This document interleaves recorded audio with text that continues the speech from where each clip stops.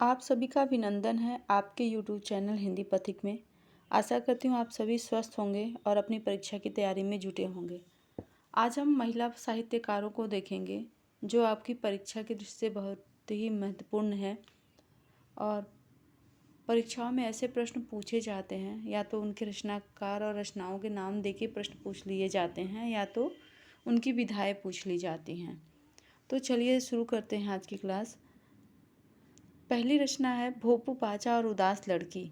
यह रचना डॉक्टर मुक्ता की है और यह किस विधा की रचना है? तो यह एक कहानी संग्रह है। क्या है ये? कहानी संग्रह है। संग्रह है। और उनकी दूसरी रचना है 21वीं सदी में आचार्य शुक्ल। यह एक आलोचना है। क्या है? आलोचना है।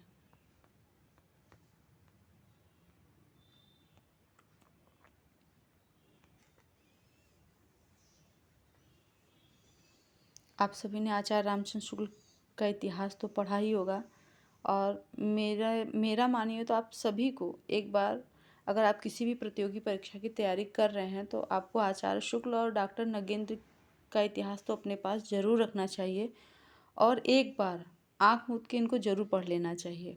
तो ये क्या है? डॉक्टर मुक्ता की रचना है 21वीं सदी में आचार्य शुक्ल।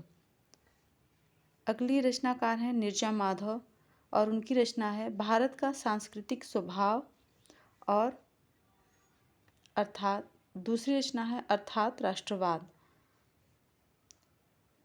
ये दोनों जो है निबंध संग्रह है। किसका निबंध संग्रह है? तो नीरजा माधव का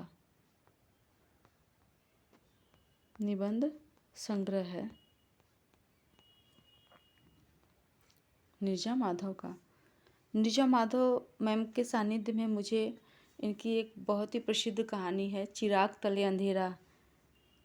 इनका स्ववाचन मुझे सुनने का सौभाग्य प्राप्त हुआ था, तो उस रचना को मैंने इनके द्वारा सुना है। आगे बढ़ते हैं। अगली रचना है प्रवास।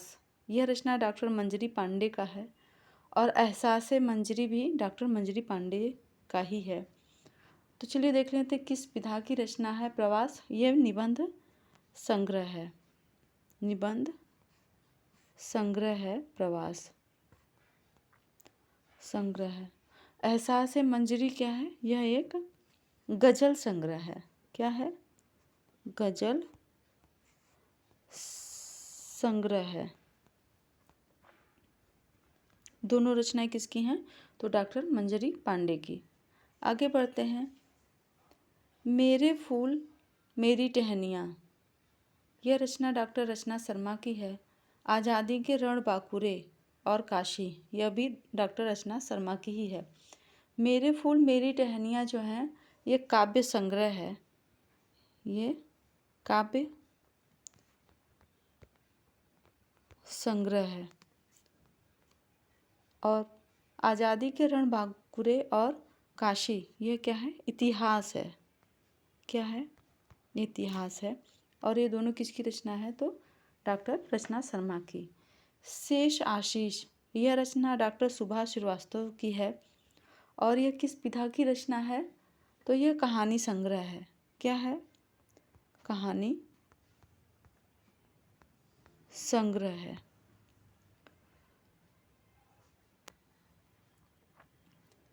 जैन नज्म, मन जोगी, इश्क बानी हिंदी, ये तीनों रचनाएं डॉक्टर इशरत जहाँ की हैं और ये किस विधा की रचना है? तो ये तीनों क्या है? गजल संग्रह है। क्या है? गजल संग्रह है। जे नज्म, मन जोगी, इश्क बानी हिंदी। इश्क बानी हिंदी जो है क्या है? हिंदू उर्दू गजल संग्रह है। क्या है? हिंदू उर्दू गजल संग्रह है। और ये तीनों रचनाएं किसकी है? डॉक्टर इशरत जहाँ की है। आगे बढ़ते हैं। अगर राइटिंग में कोई दिक्कत परेशानी हो तो कमेंट बॉक्स में अपनी प्रतिक्रिया ज़रूर दें। अगर आपका कोई प्रश्न हो तो उसको भी आप कमेंट बॉक्स में पूछ सकते हैं। मृग तृष्णा किसकी रचना है? डॉक्टर मधुबाला की। और यह किस विधा की रचना है? तो यह कविता संग्रह है। क्या है यह? कविता संग्रह है। थोड़ा मेरे लिखने से आप लोग को दिक्कत हो रही होगी क्योंकि अभी संसाधनों का मेरे पास थोड़ा अभाव है, तो इसके लिए मैं आपसे क्षमा प्रार्थी हूँ। मैं बोल रही हूँ तो आप उसको शुद्ध शुद्ध लिख सकते हैं। मृग तृष्णा किसकी रचना है? डॉक्टर मधुबाला सिंह की।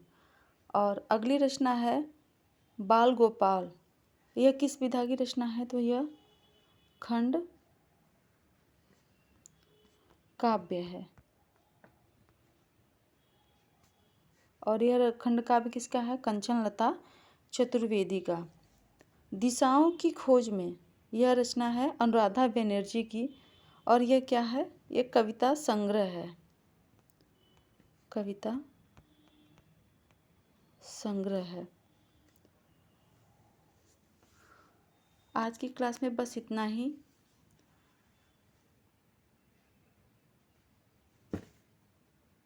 एक रचना है जिसको लिए 2024 का व्यास सम्मान दिया गया है और रचनाकार हैं सूर्यबाला। कमेंट बॉक्स में कौन सी रचना है जिसके लिए इन्हें व्यास सम्मान दिया गया है 2024 का? कमेंट बॉक्स में इसका आंसर ज़रूर दें। क्लास कैसी लगी इसकी भी प्रतिक्रिया ज़रूर दें। और क्लास अगर अच्छी लगी होगी तो इसको आगे शेयर कर दें और आगे की क्लास के लिए चैनल को सब्सक्राइब कर दें। धन्यवाद।